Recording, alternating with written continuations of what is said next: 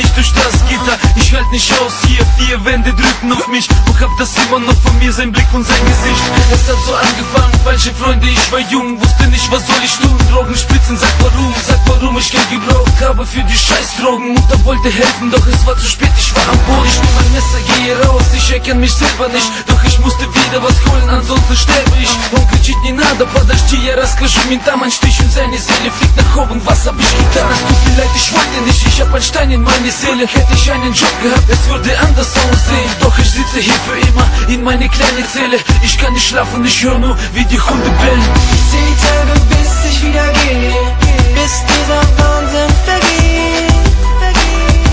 Ich will nach Hause, nach Hause. Ich zähl die Tage, bis ich wieder gehe, bis ich das Gesicht meiner Mutter sehe. Ich will nach Hause, nach Hause. Er ist ein guter Mensch und er arbeitet hart und keiner weiß, dass er eine Familie hat. Denn sie ist nicht hier, sie ist in der Ukraine. Er darf sie mitnehmen, dann will er genug verdienen. Der Beamte zieht Minen, Bienen und Bienen.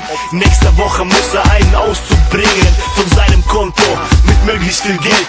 Das wird wieder nicht reichen, hat er gestern gezählt. Он решил для себя, что он забьет на закон. И перед первым делом выпил целый водки флакон. Он перекрестился, зарядил пистолет, тихо вышел на улицу и не услышал сосед. Сердце быстро стучало и в горле как он, но все-таки крикнул: все, ложитесь на пол.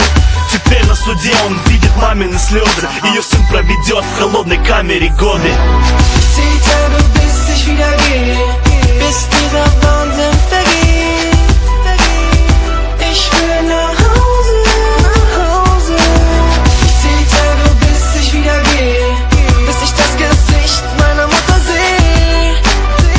Ich will nach Hause, nach Hause. Я слышу, время лечит рано, но я с этим не согласен. Где-то 3 года назад мои дела шли как по маслу. У меня была работа, я любил свою жену. У меня была свобода, но теперь я тут сижу. Мне моя девушка сказала, что подарит мне сына. И эта новость придавала мне еще больше силы. И до сих пор мое сердце очень сильно болит, когда узнал я, что жену изнасиловали. Мне эта новость перекрыла на секунды дыхание.